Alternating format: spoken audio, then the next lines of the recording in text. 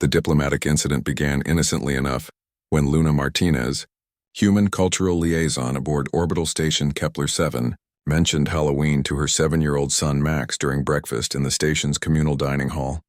"But Mom, when can we go trick-or-treating?" Max asked, swinging his legs beneath the table. Luna glanced around nervously. 3 Vrelian diplomats sat 2 tables over, their crystalline sensory organs already rotating toward the conversation. The Vrelians were herbivorous, prey species who'd spent millennia evolving sophisticated flight responses. Mentioning hunting, even in jest, around them required delicate phrasing. "We'll figure something out, sweetie," Luna whispered. But Max's question had already caught the attention of someone far more dangerous than skittish diplomats. Kathresh, a juvenile Zaran who was aboard the station as part of an interspecies education exchange, tilted his reptilian head with predatory interest. The Zaran were apex predators from a death world that made Earth look like a petting zoo. Kathresh's species had conquered their planet's food chain before developing agriculture, then space travel, then eventually, after several unfortunate first contacts, diplomacy. "What is this trick-or-treating?" Kathresh's translator rendered his growling clicks into perfect standard. "It sounds like a hunting practice." Luna's diplomatic training kicked in immediately. "It's a harmless human tradition where human cubs dress as predators and stalk through the darkness, demanding tribute from adults." Kathresh's tail lashed with excitement. "This is the most magnificent cultural practice I have encountered." By mid-afternoon, Luna realized she'd made a terrible mistake explaining Halloween's finer points to Kathresh. The young Zaran had not only grasped the concept, but had recruited the station's other 4 Zaran youth. They'd fashioned crude costumes from maintenance tarps and were currently explaining their interpretation of Halloween to their horrified parents. "It's a dominance display ritual," Kathresh declared proudly to his sire, Supreme Hunter Velkoth. "Human children demonstrate their predatory potential while teaching prey species the proper fear response.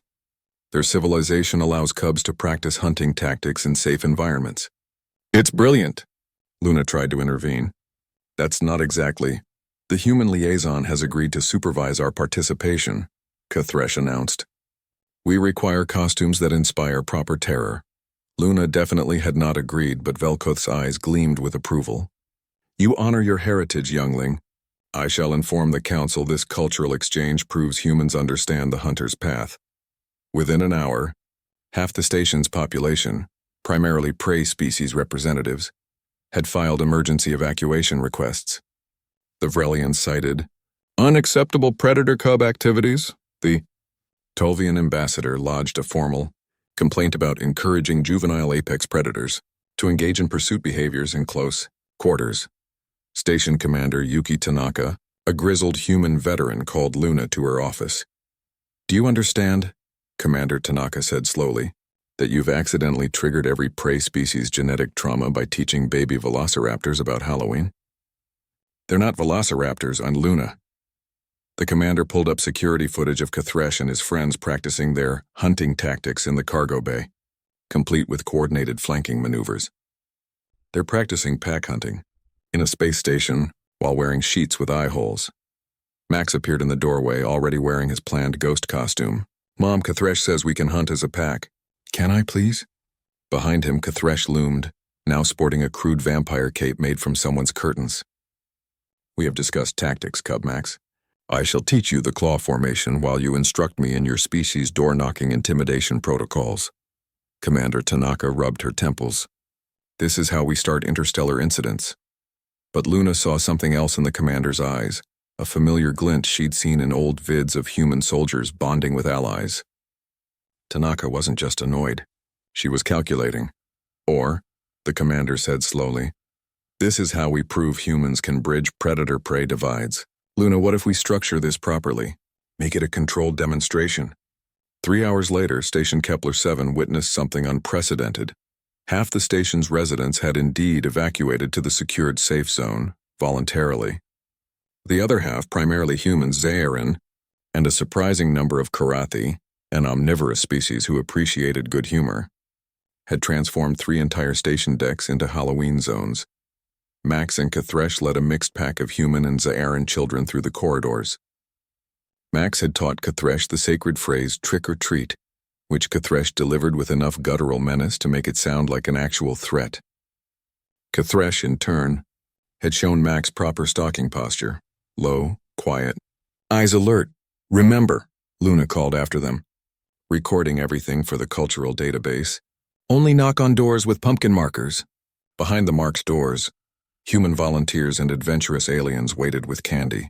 Lieutenant Sarah Chen had gone full horror with her vampire makeup, and she howled dramatically when the children appeared, causing Kthresh to freeze in confusion before Max explained it was part of the fun. Engineer Marcus Webb handed out candy while wearing a werewolf costume. "Your pack tactics are excellent," he told Kthresh seriously. "But next year we teach you about the strategic value of the candy trading economy." Kthresh's eyes widened. There are additional layers to this ritual. From the safe zone, prey species representatives watched via cameras, initially terrified, then puzzled, then fascinated. The Vrelian ambassador watched Max and Kthresh comparing candy hauls, the human child and Zaran youth communicating in a mix of standard and hand gestures. "They're playing," the Vrelian observed, sensory organs rotating in confusion. The human cub treats the Zaran as an equal, without fear. "Humans," Commander Tanaka explained over the comms, "raised their young alongside predators for thousands of years. We domesticated wolves. We're predators who befriended predators. It's what we do." By evening's end, Max's pillowcase bulged with candy.Kthresh's harness pouches were similarly loaded. The young Zaran's tail hadn't stopped lashing with joy. "This is the finest hunt I have participated in," Kthresh declared solemnly. "Cub Max, you are a worthy packmate." Max grinned, chocolate already smeared on his face. "Same, can we do this every year?" Luna watched her son bump fists with a juvenile alien apex predator, while both wore ridiculous costumes.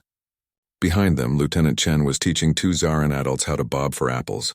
The predators were approaching it with deadly seriousness. "Cultural exchange successful?" Commander Tanaka asked, appearing beside Luna. "Either that," Luna replied, watching Kthresh try to explain the concept of scary versus fun scary to his bewildered sire. "Or we've just weaponized Halloween. Galactic Council's going to love my report."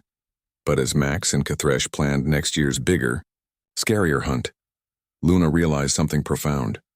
Humanity's greatest strength wasn't their technology or tactics. It was their ability to turn potential enemies into friends through the simple act of sharing joy, even if that joy involved teaching baby apex predators to ring doorbells and demand candy. The galaxy would never be quite the same. And next year, Luna noted with a smile, they'd need a lot more candy. The end.